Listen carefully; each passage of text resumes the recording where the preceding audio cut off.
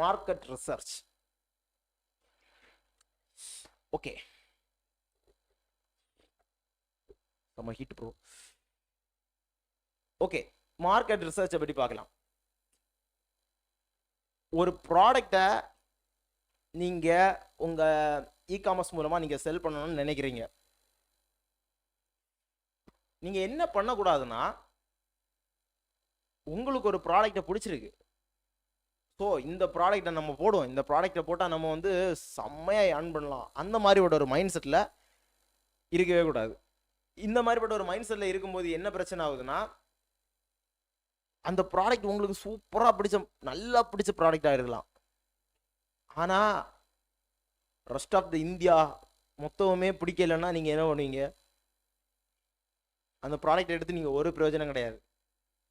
நான் சொல்கிற பாயிண்ட் ஒன்று நல்லா புரிஞ்சுட்டு, கஸ்டமர்ஸுக்கு எது பிடிக்குது அதான் முக்கியம். அந்த ப்ராடக்டை நீங்கள் யூஸ் பண்ணாமலே இருக்கலாம், ஆனால் கஸ்டமர்ஸுக்கு எது பிடிக்குது அந்த மாதிரிப்பட்ட ப்ராடக்ட்ஸை வந்து நீங்கள் மேக்ஸிமம் புஷ் பண்ண பாருங்கள். ஏன்னா இந்த மாதிரிப்பட்ட ப்ராடக்டை புஷ் பண்ணும்போது உங்களுக்கு சேல் வந்து ரொம்ப ஈஸியாக வளர ஆரம்பிக்கும். சரியா? அதுக்கு என்ன கொடுத்துட்டீங்கன்னா, categories, analyse trends, consumer preferences and competition. Okay, இதில் நான் வேறு விஷயங்களை என்னெல்லாம் சொல்லியிருக்கேன்னா, கேட்டகரிஸ், எந்த மாதிரிப்பட்ட கேட்டகரிஸ் எல்லாம் நீங்கள் சேல் பண்ணீங்கன்னா உங்களால் ஒரு அந்த பிளேஸில் வந்து வித்ஸ்டாண்ட் பண்ணி நிற்க முடியும்னு பார்க்கணும். ஏன்னா சில கேட்டகரிஸ் வந்து ஈஸியான கேட்டகரிஸாக இருக்கும், ஆனால் ஏகப்பட்ட காம்படிஷன் இருக்கும். அப்போ நீங்கள் அதுலேருந்து எப்படி தனியாக நிற்கிறீங்கிறது ரொம்ப முக்கியம். புரியுதா? ஏகப்பட்ட அதுதான் சொன்னேன், இந்த காம்படிஷன் கொடுத்துருக்கேன். ஏகப்பட்ட காம்படிஷன் இருக்கும், கேட்டகரி ரொம்ப ஈஸியாக இருக்கும், கஸ்டமர்ஸ் வந்து ரொம்ப ப்ரிஃபர் பண்ணக்கூடிய விஷயமா தான் இருக்கும்.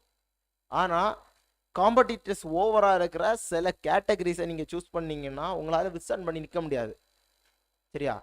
அதனால என்ன பண்ணுங்கன்னா, மேக்ஸிமம் கேட்டகரிஸ் வந்து எந்த மாதிரிப்பட்ட கேட்டகரிஸ் வந்து ஒரு அந்த கஸ்டமர்ஸ் காம்படிட்டர்ஸ் வந்து ஓரளவாவது கம்மியாக இருக்கணும். காம்படிட்டர்ஸே இல்லாத ப்ராடக்ட்னு சொல்லும்போது ஓகே, பட் இருந்தாலும் அந்த மாதிரி ஒரு ப்ராடக்ட்னா நீங்கள் வந்து புதுசாக தான் கொண்டு வர போகிறீங்க மார்க்கெட்டுக்கு. நீங்கள் அப்படி புதுசாக கொண்டு வந்து ஸ்டார்ட் பண்ணுறதுக்கு முன்னால் வேறு நிறைய ப்ராடக்ட் நீங்கள் கொண்டு வந்து ட்ரை பண்ணி பார்க்கணும். இல்லைனா நீங்கள் சேல்ஸ் ரொம்ப ஏற்கனவே சேல்ஸை பற்றி தெரிஞ்சிருந்தால் மட்டும் புதுசாக ஒரு ப்ராடக்ட் கொண்டு வர பாருங்க. எப்படி அப்படி இல்லைன்னா ஏற்கனவே இருக்கிற மார்க்கெட்டில் எப்படி நம்ம இன்கம்மை இன்க்ரீஸ் பண்ண முடியும்னு பார்த்துக்கிட்டு அப்புறம் ஓகே புதுசாக கொண்டு வரணும்னா புதுசாக கொண்டு வந்துடலாம், பிரச்சனை இல்லை.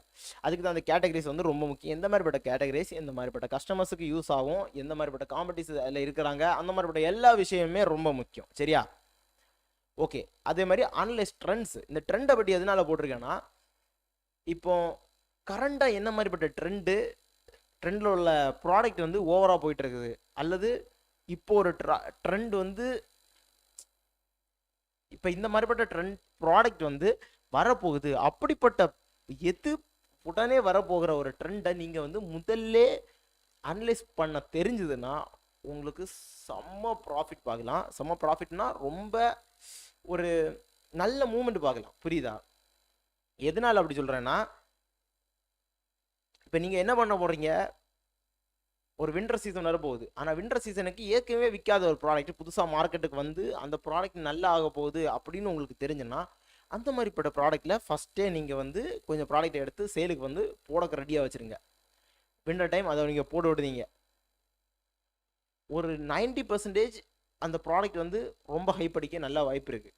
ஏன்னா புதிய ப்ராடக்டாக இருக்குது, ஏற்கனவே வேற ஒரு ப்ராடக்டோட சார்ந்த ப்ராடக்டாக இருக்கணும். புரியுதா? இந்த மாதிரிப்பட்ட ட்ரெண்ட் எல்லாம் யூஸ் பண்ணும்போது அந்த மாதிரிப்பட்ட ப்ராடக்டை யூஸ் பண்ணணும். ஏற்கனவே வித்துட்டு இருக்க ப்ராடக்ட்டுக்கு சார்ந்த ஒரு புதிய ப்ராடக்டாக இருந்தோன்னா நீங்கள் சீசனல் ப்ராடக்டாக இதை வந்து போட்டு நீங்கள் யூட்டிலைஸ் பண்ணிக்கலாம். புரியுதா?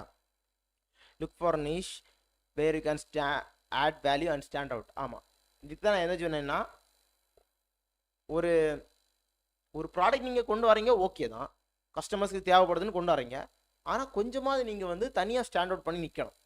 அந்த காம்படிட்டர்ஸ் கிட்ட இருந்து எல்லா காம்படிட்டர்ஸுமே ஒரே மாதிரிப்பட்ட ப்ராடக்ட் வித்துட்டு இருக்காங்க, ஆனால் நீங்கள் அதுலேருந்து கொஞ்சம் வித்தியாசம் பண்ணிக்கணும். இதுக்கு ஒரு எக்ஸாம்பிள் சொல்கிறேன். நீங்கள் ஒரு கிராசரி ஐட்டம் வைக்கிறீங்க, எல்லாருமே ஒரு சாக்லேட் வித்துட்டு இருக்காங்க. எல்லாரும் இல்லை, நிறைய பேர் வித்துட்டு இருக்காங்கன்னு வச்சுருங்க.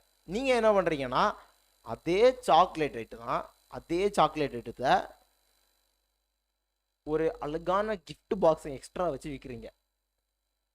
ரேட்டு கிட்டத்தட்ட பார்த்தீங்கன்னா ஒரே மாதிரி தான் இருக்க போகுது. ஏன்னா அந்த கிஃப்ட் பாக்ஸுக்கு நீங்கள் செலவு பண்ண பைசா வந்து ரொம்ப கம்மியாக தான் இருக்கும். இப்போ யோசித்து பாருங்க எவ்வளோ வித்தியாசம் ஆக போகுதுன்னு யோசிக்க. ஏன்னா என்னெல்லாம் மாறுது, எல்லா காம்படிஷனுமே ஒரு சாக்லேட் வித்துட்டு இருக்காங்க. ஆனால் நீங்கள் அந்த சாக்லேட்டுக்கு வந்து ஒரு கிஃப்ட் பாக்ஸ் வைக்க போகிறீங்க. மேக்ஸிமம் சாக்லேட்லாம் வாங்கினா, ஒரு கஸ்டமர்ஸ் வாங்கினா அந்த மாதிரி யோசிங்க. மேக்ஸிமம் இந்த ப்ராடக்ட்டை வாங்கினேன், நான் இந்த ப்ராடக்ட்டை போட போகிறேன் ஆன்லைனில், இந்த ப்ராடக்டை மேக்ஸிமம் கஸ்டமர்ஸ் வாங்கினா எந்த மாதிரி யூஸ் பண்ணுவாங்க?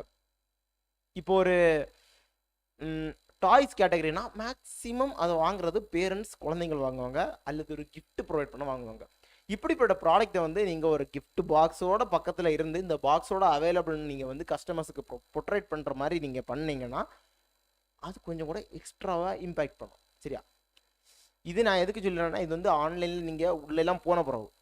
பட் நான் இந்த மார்க்கெட் ரிசர்ச்சுக்கு நான் அந்த விஷயத்தெல்லாம் எதுக்கு சொன்னேன்னு நான் அதை வந்து ஓவராலாக டைப் பண்ணுறேன். எதுக்குன்னா,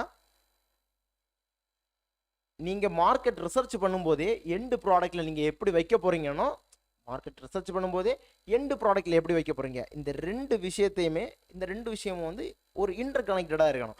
நீங்கள் முதல்ல இந்த எப்படி நீங்கள் அரேஞ்ச் பண்ண போகிறீங்கன்னு பார்க்கணும் மார்க்கெட் ரிசர்ச் பண்ணும்போது. ஏன்னா மார்க்கெட்டில் எல்லாருமே எப்படி போட்டிருக்காங்கன்னு பார்க்கணும்.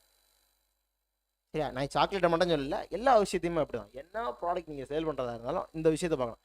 பார்த்துட்டு இதுலேருந்து நம்ம எப்படி ஸ்டாண்ட் அவுட் ஆகி நிற்கணும் அப்படின்னு முதல்ல பார்த்துட்டு, ஓகே இப்போ இந்த இதுலேருந்து ஸ்டாண்ட் அவுட் ஆகி நிற்க முடியும் அப்படின்னு நீங்கள் முடிவெடுத்தீங்கன்னா ஓகே, தைரியமாக அந்த ப்ராடக்ட் நீங்கள் எடுங்க, ட்ரை பண்ணி பாருங்கள். ஏன்னா இதில் எதுவுமே 100% கண்டிப்பாக ஒர்க் அவுட் ஆகும் அந்த மாதிரி கிடையாது. பட் ஹை ப்ராபபிலிட்டி, புரியுதா? ஹை ப்ராபபிலிட்டினா ஒரு எப்படி சொல்லலாம், நிறைய வாய்ப்புகள் இருக்குது இந்த மாதிரிப்பட்ட விஷயங்களை பண்ணால் உங்களுக்கு சக்ஸஸ் ஆக, அந்த ப்ராடக்ட் சக்ஸஸ் ஆக நிறைய வாய்ப்புகள் இருக்குது. இது ஆக்சுவலி ப்ராடக்ட் சோர்சிங்கை பற்றி மட்டும் சொல்கிறேன், வேறு எந்த விஷயமே கிடையாது. ஏன்னா இன்னும் ஏகப்பட்ட விஷயங்களுக்கு டைட்டில், டிஸ்கிரிப்ஷனு, அந்த கீவேர்ட்ஸு, அட்வர்டைஸ்மெண்ட்டு, இன்னும் எக்கச்சக்கமான விஷயங்கள் இருக்குது. இது வந்து ஜஸ்ட் ப்ராடக்ட் சோர்சிங். அந்த ப்ராடக்ட்டை வந்து நீங்கள் எப்படி அந்த கஸ்டமருக்கு போர்ட்ரேட் பண்ண போகிறீங்க, நீங்கள் அந்த ஹோல்சேல்லேருந்து எப்படி பர்ச்சேஸ் பண்ண போகிறீங்க, இந்த மாதிரிப்பட்ட விஷயங்களை மட்டும் தான் மெயினாக பார்த்துட்டு இருக்கோம். Okay, customer need and preferences. நம்ம நேரமே சொன்ன மாதிரி தான், எந்த மாதிரிப்பட்ட ப்ராடக்டை வந்து கஸ்டமர் விரும்புவாங்கன்னு நீங்கள் முடிவு பண்ணி அதுக்கேற்ற மாதிரி சேலை ஸ்டார்ட் பண்ணணும். ஏன்னா நேரமே சொன்னது அதே விஷயம்தான், உங்களுக்கு பிடிச்ச ஒரு விஷயம் இருக்குது, அந்த விஷயத்தை நீங்கள் வந்து எல்லாருக்கு மேலேயும் ஓகே எனக்கு இந்த விஷயம் பிடிச்சிருக்குது, எனக்கு இந்த ப்ராடக்ட் பிடிச்சிருக்கு, எல்லாரும் இதை தான் வாங்கணும், நோ,